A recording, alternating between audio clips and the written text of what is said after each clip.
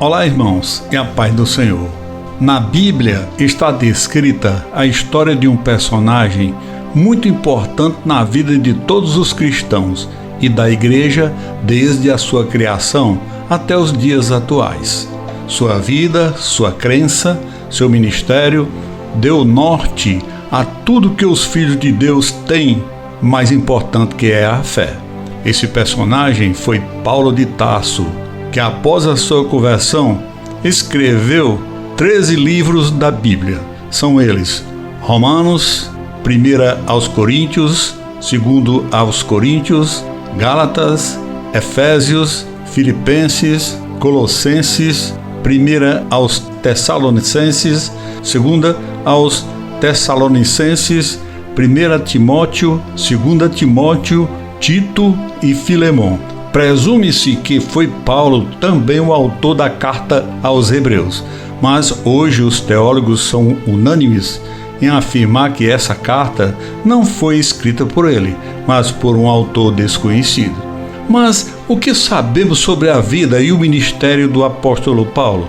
Paulo foi a figura central do cristianismo, apesar de não ter conhecido Jesus em vida, antigo perseguidor de cristãos cuja vida foi transformada para sempre quando teve um encontro com Jesus no caminho para Damasco. Sua história e o enorme impacto que teve no cristianismo não podem ser descritos em poucas frases. Sua trajetória está registrada nos livros do Novo Testamento que ele mesmo escreveu. Narram a trajetória de um homem que percebeu o caminho errado que trilhava e como seguir a Cristo não era fácil, mas valia mais do que tudo que o mundo poderia oferecer. Ao conhecermos a transformação espiritual do homem conhecido como Saulo de Tarso, veremos que ele percebe mais do que ninguém as bênçãos milagrosas que acontecem a uma pessoa quando ela entrega sua vida a Jesus e permite que Deus a guie. Saulo de Tarso era visto por alguns como um currículo impressionante de conquistas e honrarias. Outros, no entanto, o veriam como um homem confuso e irado, que se apegava tanto à lei que estava disposto a tirar a vida de cristãos. A primeira vez que ouvimos falar de Saulo de Tarso está no livro de Atos, capítulo 7, versículo 58, quando ele infelizmente presenciou apedrejamento de um seguidor de Jesus de nome Estevão. No capítulo 8, continua dizendo que depois disso, Saulo embarcou em uma missão para prender cristãos, entrando nas casas e arrastando homens e mulheres para a prisão. Saulo era um judeu nascido em Tarso, um estudante que aprendia com os ensinamentos de Gamaliel, uma figura de autoridade do Sinédrio e que seguia zelosamente a lei de Roma, a ponto de prender e matar homens e mulheres cristãos inocentes. No entanto, tudo mudou para ele em um dia fatídico na estrada para Damasco. Saulo estava indo para Damasco em busca de cristãos para prendê-los. De repente, uma grande luz celestial apareceu ao seu redor, fazendo-o cair por terra, e uma voz foi ouvida dizendo: Saulo, por que você me persegue? Quando Saulo perguntou de quem era aquela voz celestial, descobriu que era de Jesus de Nazaré. E Saulo não estava sozinho ao vivenciar essa experiência sobrenatural. Havia alguns homens que o acompanhavam e que também viram a luz, mas não ouviram a voz de Jesus. Saulo perguntou a Jesus o que ele queria dele e o que deveria fazer em seguida. E o Senhor respondeu: levanta-te e vai a Damasco, e lá te serão ditas todas as coisas que te estão ordenadas a fazer. Neste momento, Saulo estava cego pela luz celestial e precisou ser conduzido pela mão até Damasco. Quando chegou a Damasco, o Senhor instruiu um homem devoto chamado Ananias a receber Saulo e dizer-lhe que sua visão havia sido restaurada. Ananias também o aconselhou que Deus o havia escolhido para um propósito, pois você será uma testemunha diante de todos do que viu e ouviu. Saulo foi então batizado e seu nome foi mudado de Saulo para Paulo. Agora era Paulo, cidadão romano. Além de judeu, o Sinédrio não ficou nada satisfeito com sua transformação espiritual. E logo Paulo se viu perseguido da mesma forma que havia perseguido outros cristãos antes. Mas, lembrando-se das palavras de Ananias, vindas do Senhor, sobre o seu propósito, Paulo aproveitou todas as oportunidades para divulgar o Evangelho àqueles que precisavam ouvir. Ele realizou 3 viagens missionárias distintas. A primeira delas, registrada em Antioquia, Síria, Chipre e Jerusalém, e passando por vários outros lugares. Paulo pregava o Evangelho a todos e também realizava milagres, como a cura de um paralítico. Ele viajou inicialmente com um companheiro de fé chamado Barnabé, que também sofreu por vezes a mesma perseguição que Paulo. Em sua segunda viagem missionária, com outro crente chamado Silas e um recém-convertido chamado Timóteo.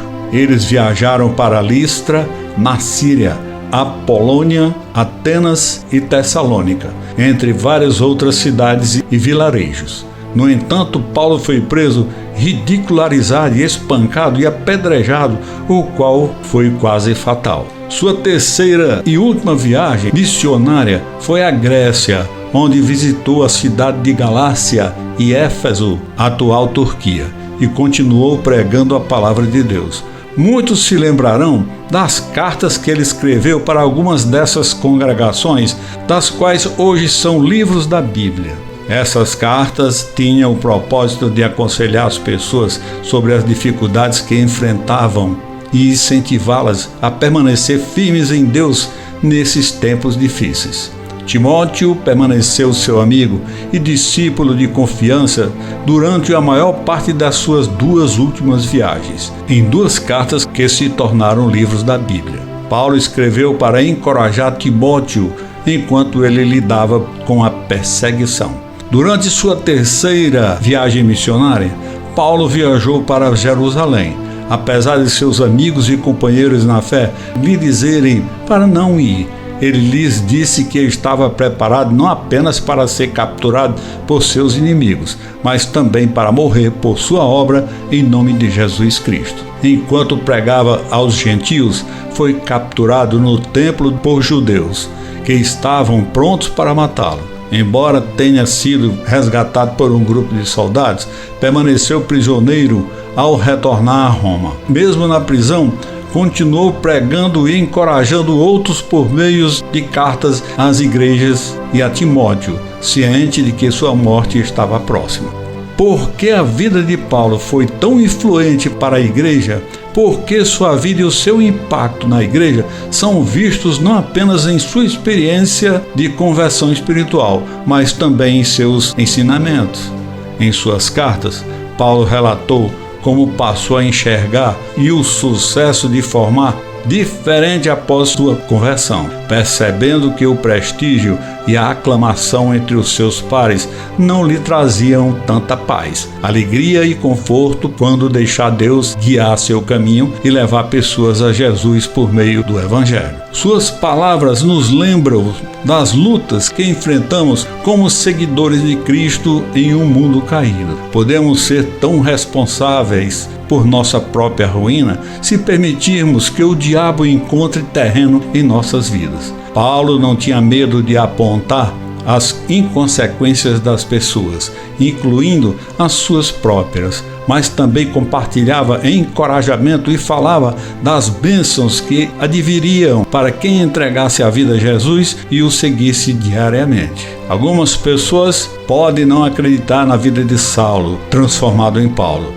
Levou de perseguidor que odiava os cristãos a redimido por Deus a seguir de Cristo, mas sua vida personifica a transformação espiritual que ocorre quando nos despojamos de nossas vidas mundanas e abraçamos uma vida cheia do Espírito. Deus chamou Paulo para um propósito maior, naquele dia em que caminhava para Damasco, um propósito que revolucionaria tudo o que ele sabia sobre Deus, fé e Jesus. Seu legado de fé permanece vivo nas páginas da Bíblia, oferecendo-nos conselhos quando mais precisamos sobre como viver para Jesus em um momento que deseja rejeitá-lo. Mas assim como Deus nunca abandonou Paulo, independentemente das circunstâncias, Deus não nos abandonará, guiando-nos para o propósito para o qual cada um de nós foi chamado. Muitos presumem que Paulo provavelmente foi decapitado e não morreu na cruz como Jesus e Pedro,